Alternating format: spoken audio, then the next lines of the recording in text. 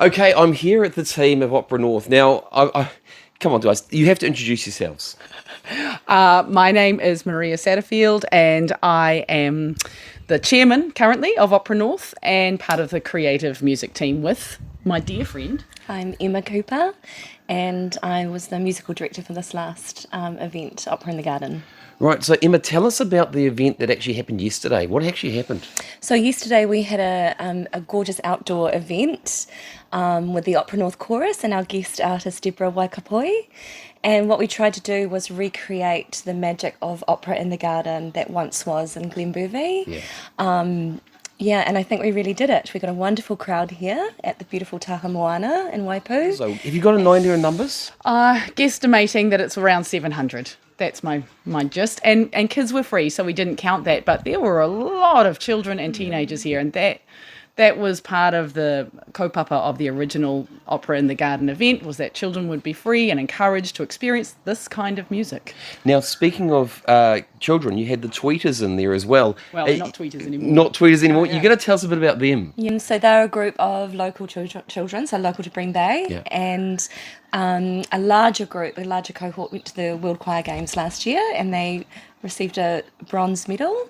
And yesterday there were about 14 of them that sang an Annie medley, and they're just wonderful little singers. They actually did an amazing job at that. We have to admit that. Now, tell us about the choir games. You had a bit of entertainment last year with that. Yeah, so I was in the choir games that Emma was conducting and conceived of and mustered us all together to do, put all the music together, and it was intense and really exciting, and we did very well for our very first time out in that sort of environment. We took home what was called a gold medal, and that doesn't mean we came first in our class, but it means we were in the top tier in our class, which was really exciting.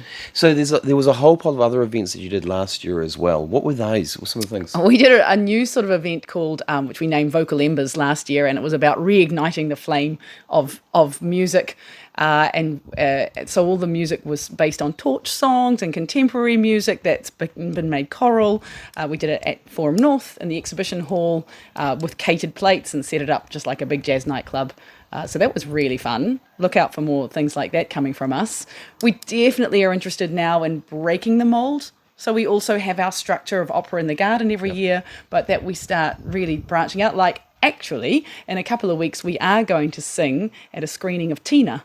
The movie and the event cinemas. So we haven't got that date sorted, but you'll see it on our Facebook page when we do. Oh, that's awesome. So the big thing with the Opera in the Garden, now that you've run this event this time, how do you feel it went?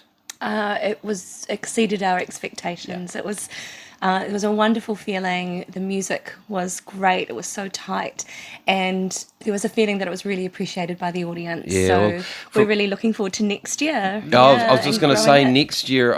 What are you expanding to next year? Well, 2,000 people. Yeah, because we could fit them. The cool thing is that it shows that in Northland we are capable of putting on quite spectacular events when it comes to not just classical singing, but musical theatre, jazz. We've got some really fantastic musicians here, as well as the really strong creative team in Opera North. And the sky's the limit, really. We can do some wonderful performances, and we'd love to be known as the place to come to for really good music. And in particular, having younger people experience the joy of classical music and opera, which they don't necessarily see. To be honest, Opera in the Garden, Opera North has seen some amazing stars and artists come out of Northland. Yeah. And we all know them, the Luke Birds, the Kawati Wakefords, the different people. Sophie Sparrow, that's right. So the different artists that have come out of Northland. So do you see some up and coming out of some of the young people you've got training at the moment? Oh, yeah. Yeah, Liana Cullen, who joined us this year. It's her first year singing with us, but she's doing really well, isn't she, as she moves through? And you would have seen a few of them standing up there singing Brother Mine together, all our teenagers coming through. Some of them are intending to pursue this professionally, and some of them will keep it as their sideline for their lives. Hey, we do have another project coming. We do? Well, tell me the project. Matariki. We conceived last year when the Matariki Festival happened, we were like, how could we support and be part of this, amazing movement within our culture in New Zealand? And so we've devised with Kawati Wakeford's help, 5 choruses that we're going to translate into Te Reo, and we're going to perform around the district opera in Te Reo, honouring the journey of language and the coming together of cultures, and how music is like the binding language of everyone. So this is a big thing about Northland and about Whangarei. We have Opera North here, which are the team which both Emma and Maria have done an amazing job with Opera North, but also in relation to going forward. Look forward to seeing more events from them. Thank you, guys. Thank you for taking the time. I appreciate you taking the energy. I know you're packing up today, but thank you very much for taking the time, just having this quick interview with me. Thanks for your support. Yeah.